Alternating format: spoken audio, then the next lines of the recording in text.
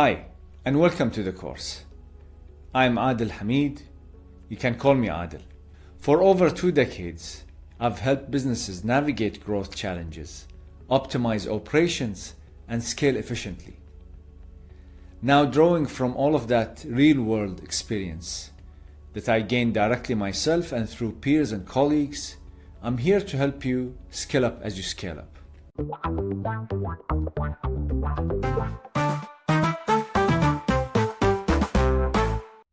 When it comes to scaling up, many founders have made this common mistake. I made that same mistake too when I was starting. It took me years and time to figure it out and find success. But let's come back to that later. First, let's watch this clip of Ken Chenault, former CEO of American Express, explaining what's the role of a leader in his point of view. My leadership mantra is that the role of a leader is to define reality and give hope. And to me, that's the most simple definition of leadership. And I think about that every day, because I think that one of the most important things that a leader has to do is to define what is reality. And people think that's really simple. It is very difficult. So, the role of a leader, according to him, is to define reality and give hope. Let's think about that a bit. His definition was not just about big CEOs being great and giving hope and being visionaries. It also applies to startup leaders as well. Define reality and give hope, that's one thing that we all can relate to, especially when we're thinking about specific leaders that we had in our careers. But when it comes to your team, are you really living up to that standard and to that role? Growth starts at the top, and that means you. Scaling your business starts with scaling your ability to lead yourself. So before people can follow you, they need to know that you are in control. You cannot find a leader who is doubting themselves. So, let's start with these 3 principles. These are 3 principles that will help you develop your leadership skills so that you can become a better leader, especially for startups and scale-ups, and you become a scalable leader. And what I mean by a scalable leader, that means as the company grows, you grow with it. You are coachable, you are ready to grow, and you adapt as you grow and you learn on the go. Hence, scale up as you scale up. So let's start with principle 1. Principle 1 is lead yourself with confidence. But you might ask, what do you mean lead yourself with confidence? What does that even mean? When your startup is growing fast, the pressure doesn't go away. It multiplies. New hires, new challenges, bigger investors, tougher decisions. The uncertainty doesn't change. Then there is this creeping doubt at the back of your mind. Many of you might already relate to that. You might doubt yourself and ask yourself, can I really do this? Am I really supposed to be here? Am I the right person for this job? That's imposter syndrome. Almost every startup leader has to battle their own.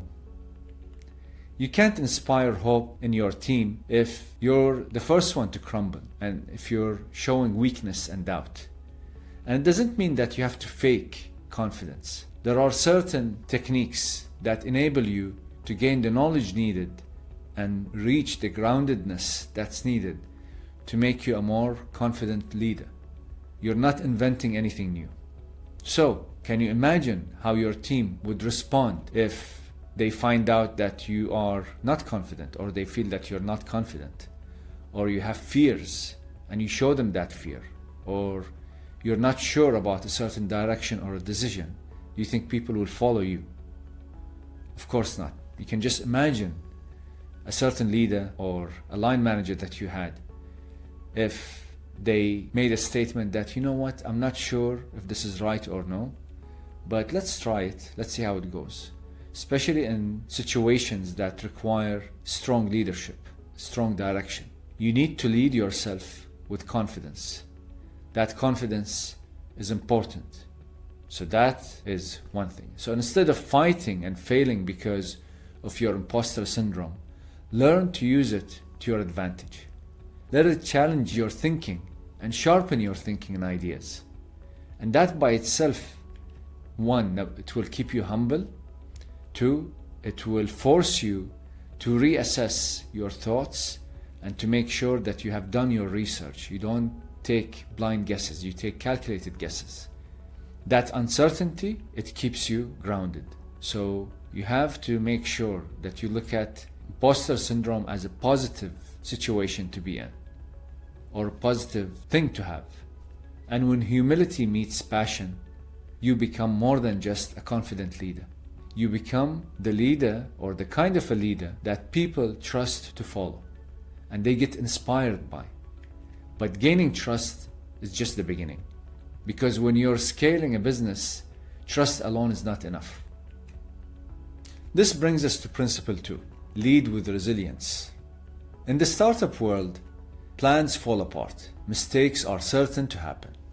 You can't lead with blind confidence. This might be the recipe for an arrogant, narcissistic personality. And I'm sure you can think of people within your career that fits the description. Being confident after a mistake is not the same as learning from it. Being open to mistakes and learning from those mistakes and looking at them as a natural, experience-based learning process. This is what separates leaders who stall the business from those who scale and grow the business. Scalable leaders are, in other words, coachable leaders, leaders that learn, leaders that have humility, are able to grow and create the next layer of leaders. They're not worried about delegating, they're not worried about sharing knowledge. They actually on purpose share knowledge. So scalable leaders lead themselves with resilience. They don't give up quickly. They look at the big picture and they look at the importance of their role in helping everyone stay motivated and remain resilient within the organization and within their teams. Quickly adapting, taking ownership without hiding behind excuses, and learning from those mistakes is important, is critical. That means in a situation, instead of blaming other people, the leaders, good leaders, scalable leaders, will be the first to admit to their mistake, even if the mistake is caused by someone within their team. However, they take the responsibility themselves. I know, mistakes can feel intimidating. In a scaling business or a startup, every decision matters. Every mistake has weight. But at the same time, these mistakes are some of the most valuable lessons. You'll learn a lot from them as you grow and scale the business. A scalable leader, or a leader that is coachable, again, I keep referring to it, this type of leader as a scalable leader, is not chasing the next mistake. They learn from their mistakes. They keep pushing forward. So how do they respond when something goes wrong? These scalable leaders. They treat every mistake as room for improvement. They step back and acknowledge it. That's the first thing. Take responsibility for it. Acknowledge it. Analyze why the mistake happened in the first place and think of ways to prevent it in the future. Was it a system flaw? A blind spot, a rush decision based on an assumption? More importantly, they implement change. Resilience without action is just accepting the mistake and hoping it doesn't happen again. Implement changes from the lessons learned. That's exactly what Careem did. Careem, it's an Uber-like company that's based within the Middle East. When they hit roadblocks scaling across emerging markets, they didn't just push harder. They stepped back, they learned, and they refined how they operated. To the extent that the CEO, the founder, or the co-founder, Mudassir Sheikha, explains it in his video. It was a lot of learning, and it was one of those moments that we realized that we don't know anything about this business. So the best we can do is launch as quickly as possible and keep learning from our failures. And there were many failures, right? So we used to have this thing where every week, every sort of Thursday, which is the Friday in Dubai, we would make a list of all the failures that we've had in the week, and then we would break down those failures. Why did this failure happen? What could we have done differently to make sure that this failure doesn't happen again? And then we would make sure that those failures were incorporated in our service. So the service was built very, very iteratively on the ground, learning from others, learning from mistakes, learning from failures. And this is one of the biggest things that we have learned as sort of entrepreneurs in this journey, that we actually don't know much about most things. You just have to sort of hit the ground, try things, and learn from them. That's real leadership under pressure. They learned from their mistakes to scale smarter. We've talked about building confidence and learning to bounce back quickly. It's not about the mistakes that you make. It's about how fast you fix what you broke and then bounce back stronger, better, more intelligent. But a leadership role is not only about handling mistakes. It's about handling everything the chaos brings. Because scaling a business brings just as much chaos to your mind as it does to your office, to your business. This brings us to principle 3. Lead yourself to be a productive and organized leader. As your startup scales, so does the noise. Being productive means building structure through consistent, organized actions. That means intentional work. That means when you start your day, you have a purpose, you have an intention. You know what your priorities are. You know how to prioritize your work, what to delegate, what to follow up on, and to make sure that you are on top of everything. Effective leaders step up to the challenge and define the reality for the team to navigate challenges with clarity. And that starts with learning to manage one thing. First, your mind. Because our mind, we get distracted, especially in today's world with all the distractions we have from phones, from all the apps that we get, the interruptions we have. People call us directly, especially if you're in the office, you've got people that walk in directly within the office. So how do you calm your mind? How do you make sure that you create those intentional focus times that you require to help you become more productive and deliver what you need to deliver? To be a more productive leader, you need to organize your thoughts so that your mind is free to focus. To focus on what? To focus on what truly moves the needle. So one proven method to be more organized and productive is by using this key method. This is David Allen's Getting Things Done. I personally have used it. I learned it. I love it. I've been using it for many years. Again, you have to take it easy on yourself. None of us are perfect. Sometimes when you have too many things or a long list of items that you want to think about and process, it might become overwhelming. And then you say, you know what? This is what I do sometimes. When I don't have the time and I feel overwhelmed, I just go and pick the high priority ones, the high priority tasks, and then leave the rest of them for another day. So that way you're focused on what really matters, because you're using your common sense from understanding what your purpose is, what the priority is, and then you pick out the tasks from your inbox that are required for you to reach that goal and achieve your purpose. If GTD is a new concept for you, these are the following core steps that you need to think about. Define the purpose and objectives. Clarify why the project matters and what you're trying to achieve. Just this step by itself, it changes the way you think. It enables you to become better at prioritizing work and prioritizing your time and managing your time. And then when you start thinking about what the problem that you're solving, that also adds another layer of clarity. Why is this project important right now? Why not later? Can I do it later? Do I need to do it right now? What do I need to do right now that is most important to me? How does that align with your bigger goals or strategy? All of these are questions that are well defined in the GTD approach. Define the outcome and deliverables of a project. I do that for every project. Keep it simple. Within one page, a few bullet points, you can list everything.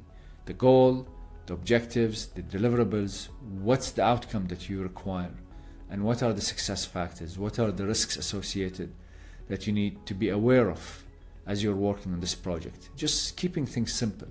It does wonders for the way that we think as human beings and as leaders. Clarify what success looks like and what must be completed to get there. What are the final deliverables of this project? Who is the end user or the recipient of these deliverables? There is something called the RACI or the RACI matrix. It's a matrix that helps you involve or outline people who are accountable, who you need their approvals, people who need to be just informed, people who are your internal and external customers as well. Again, this matrix is not part of the GTD, but I thought that I need to mention it so it gives you a bit of clarity as well on what's out there. And this by itself also helps you out become more organized within the GTD process. Also, when is the ideal completion date, target date? If you don't have a target date, timelines just stretch. Not only you, everyone around you. Unfortunately, this is one of the flaws of us as human beings. When we don't have a timeline or a target date, our brain doesn't function or prioritize the right way. Also, brainstorm freely. Capture all of the related ideas that you have, actions and possibilities without filtering. That's a way also to enable your mind to wander in specific blocks of time and capture all the ideas that you have and then file them somewhere. And then in another session, you take those and you process whatever you need to process out of them, or just keep them there where you have a regular schedule to revisit them every month, every 2 months, every quarter. It all depends on your style of work and what works best for you. What possible risks, blockers, or unknown should you consider as well in the whole process or in the whole project? Are there any creative or unconventional approaches that you haven't thought of or experimented with or considered? That by itself as well, just thinking about it, it's very helpful because sometimes you get some unorthodox ways of doing things. Sometimes there is a project that you might think, oh, I need to build it. But then you find out, you know what? I don't need to build it. Let me use someone else's work. All I need right now to achieve my objective is to launch it and build this part because the customers really don't care. If I'm opening a restaurant, I don't need to go and build the tables and be a carpenter as well. I can just hire someone to design what I need for opening the restaurant and having the exact theme I have in mind, and then just open the restaurant, and that's it. I can outsource every bit and piece out of it. Organize and prioritize is one of the most important outcomes of the GTD method. Grouping similar items and deciding what needs your attention first, based on context, based on priority, based on the project, that's very helpful for being super productive as a leader or a startup leader. Which tasks are dependent on others? That's part of the principles that we take from PMP and project management, or a certification. PMP refers to the project management professional certification. So dependencies between projects are very important. There is Scrum as well, or if you're following Kanban approach of organizing projects or tasks, that also enables you to highlight the dependencies or any bottlenecks or delays that you might face within a project. What's most urgent and high impact?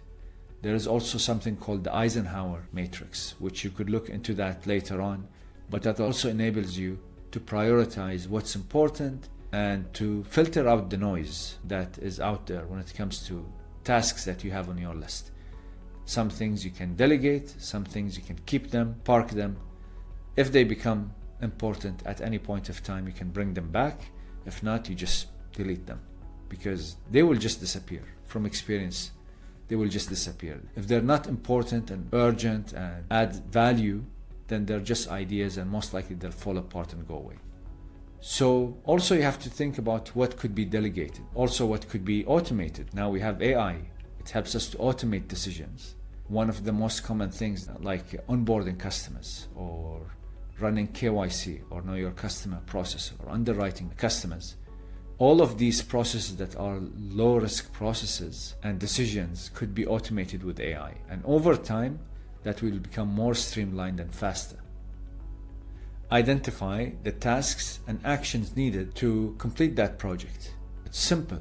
Break tasks into actionable steps with clear timelines and responsibilities. Responsibilities are important. Don't assign 2 people a specific task. Each task has to have one owner. We tend to make this mistake, giving a task 2 owners or 3 owners. It doesn't work that way.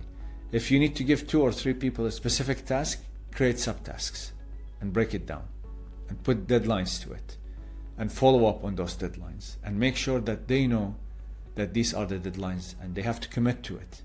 Don't dictate it to them without them being aware or having a voice to it. You have to get their acknowledgement. It's like a handshake. That means they acknowledge it. Somehow within their brains it gets registered. Who is responsible for each task is very important, because that also forces and ingrains the culture of accountability. Also consider using tools. What tools and resources are needed for this action? Are there any specific resources that are required? When should this be completed or reviewed? This allows you to break down what's in your head, define outcomes, and allocate time intentionally. Intentional work is super important, and this is a key word I would like you to take with you. Be intentional in all the activities you do. Scalable leadership isn't just about growth. It's about leading a way that supports growth without breaking you or your team. Lead yourself with confidence, lead with resilience, and lead with organization. Being organized is very important. And being organized is not just about keeping things tidy. It's about ingraining organization and habits and rituals within your daily work, within all of your daily activities, you and your team. Making sure that there is a discipline that maintains the knowledge in somewhere that's accessible to everyone. And anyways, we'll get into these in future videos or future sessions. Remember how we said many founders make a common mistake? Founders often focus only on the vision, the product, and the next milestone. Scaling a business starts with building a strong leadership team, or as referred to in the startup language, operators. Building operators, these are the startup leaders who own functions. They come in, whether they're specialized in HR and finance, whatever, talent management, customer care, sales, whatever function they come and they're responsible for, these are people that will run the operation and will help you make the business scalable. That means they have to think about how they can grow as the company grows, how they can become more strategic as the company grows, and less tactile, less operational, because they have a team that they can rely on. They can delegate the whole day-to-day operation to as the company grows. Otherwise, they will reach a point where they will become a bottleneck, and then they will have to have a senior leader that they report to, a VP, a C-level. Suddenly they feel demotivated. And leadership that scales starts with effectively leading yourself first. So which capabilities are you currently building and focusing on? And which one do you feel confident in? Let us know in the comments below. And in the next lesson, we'll explore how to scale your leadership skills by how you lead others. Thank you for joining us. Before you leave, like us, subscribe, and remember, scaling the business starts with you.